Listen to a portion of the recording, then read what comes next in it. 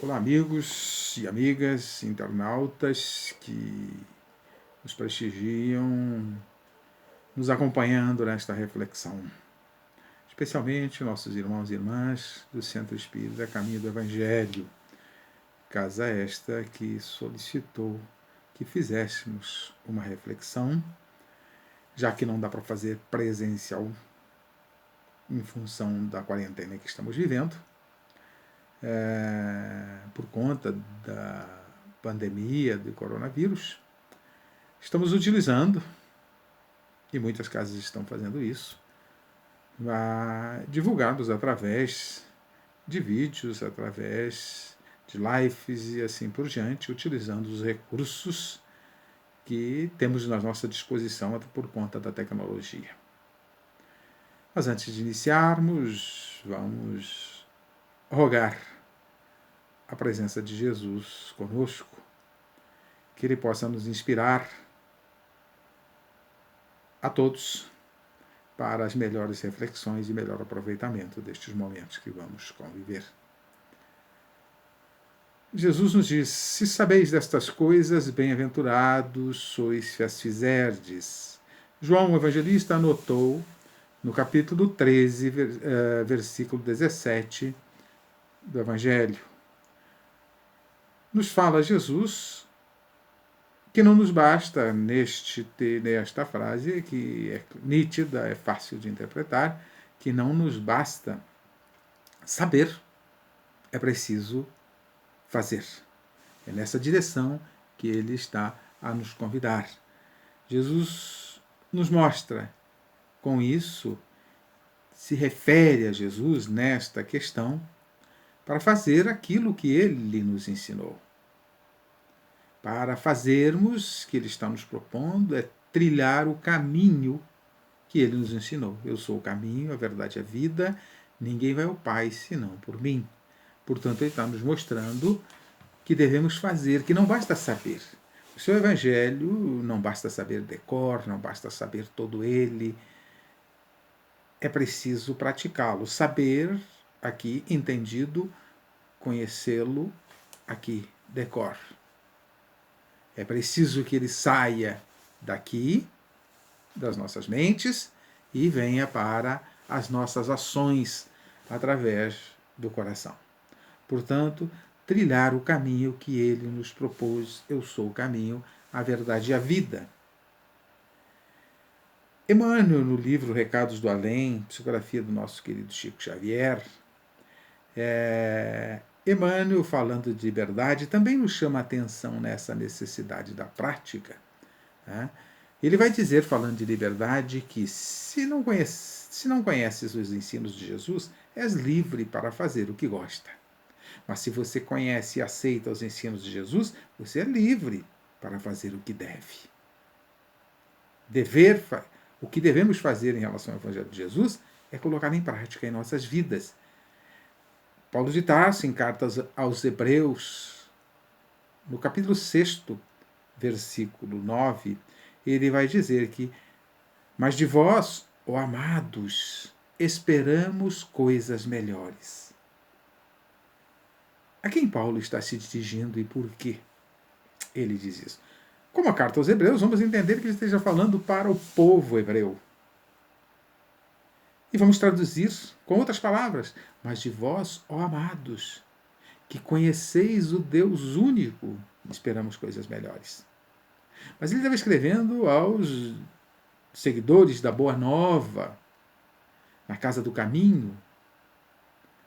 E então podemos traduzir de outra forma: mas de vós, ó amados, conhecedores da verdade, da Boa Nova, trazidas por Jesus, esperamos coisas melhores.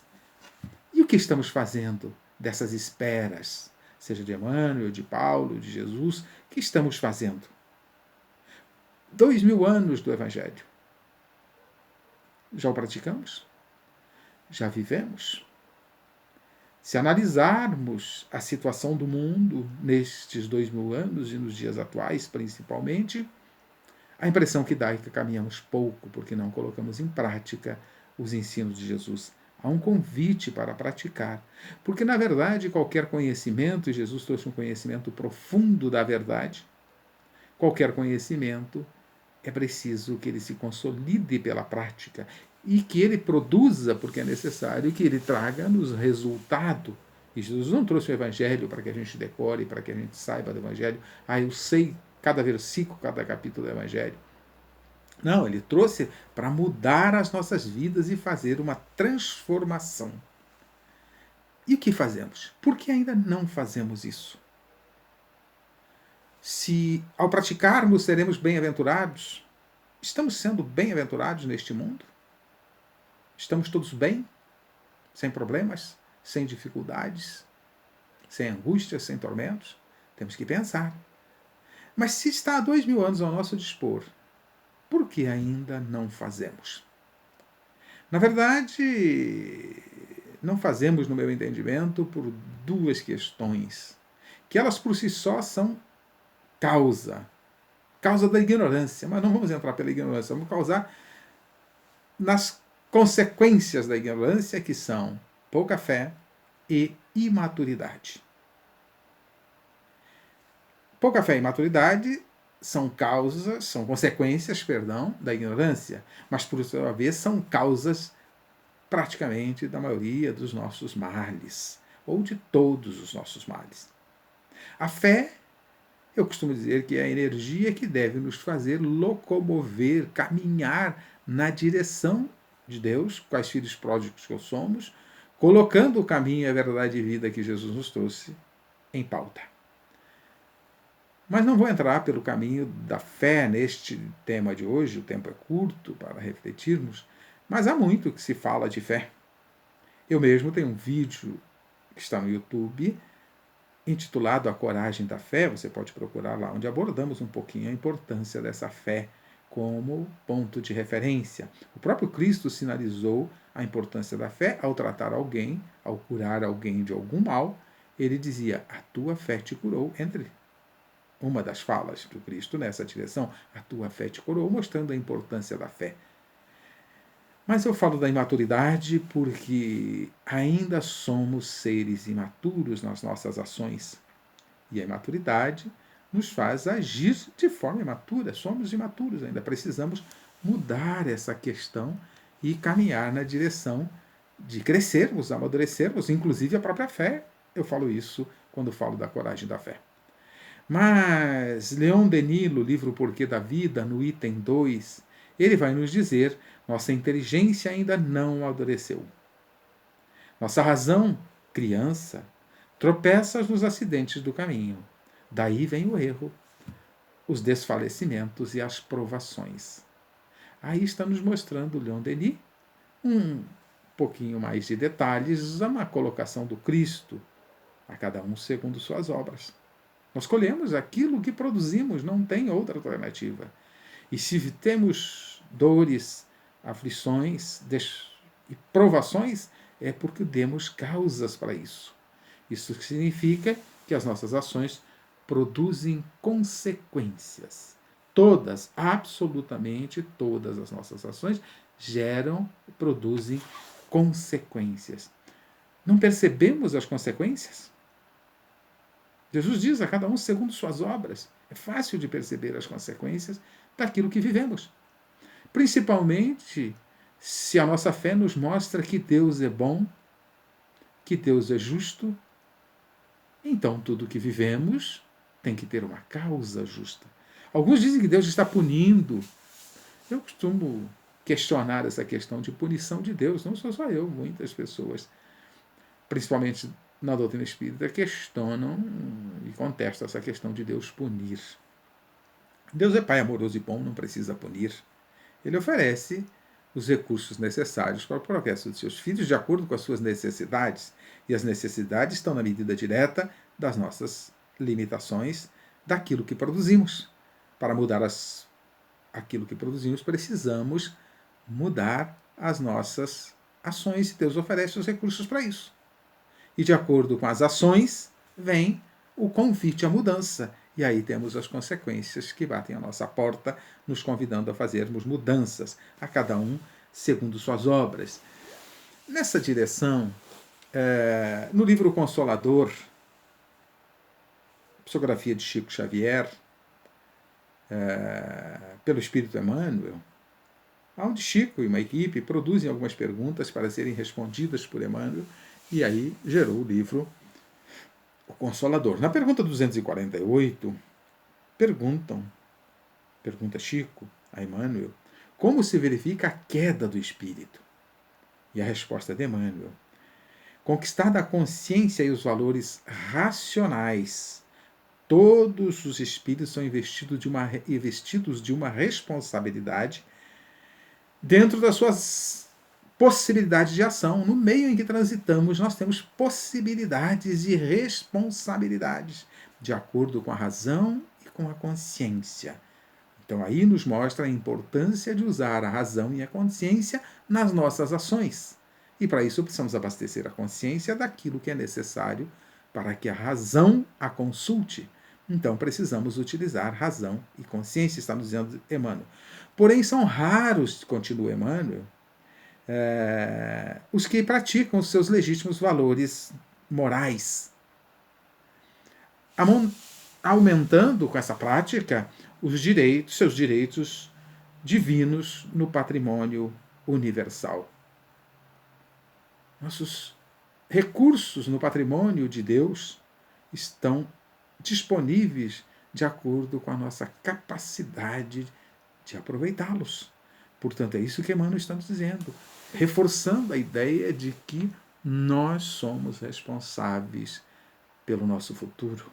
O nosso hoje é futuro do ontem. E se estamos vivendo algumas situações mais complicadas, é porque ontem demos causa e precisamos de alguns ajustes para mudarmos as nossas atitudes. Portanto, lembramos aí de Paulo de Tarso, tudo me é lícito, tudo me ser permitido, atrela consigo a liberdade, o livre-arbítrio atrela consigo a responsabilidade. E a responsabilidade traz consequências. Então, dentro das nossas possibilidades de ação, temos responsabilidade. Ao nível, evidentemente, da nossa maturidade, mas já está na hora de crescermos um pouco essa maturidade.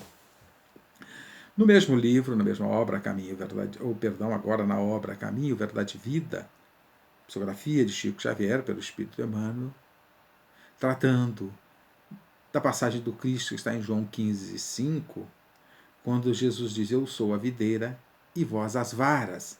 As varas sobrevivem da árvore, da planta, da videira. E aí Emmanuel, usando essa metáfora de Jesus, ele vai fazer uma explanação nessa obra Caminho, Verdade e Vida. Diz Emmanuel: os homens são as varas verdes da árvore gloriosa. Quando traem seus deveres, secam-se, porque se afastam da seiva. Um galho, a metáfora é bem apropriada, um galho de uma árvore, quando afasta-se dela, da seiva, ele morre. Portanto, rolam os sons dos desenganos para que se purifiquem no fogo dos sofrimentos reparadores. Os sofrimentos aí têm um convite para reparar, a fim de serem tomados novamente por Jesus à conta de sua misericórdia para a renovação.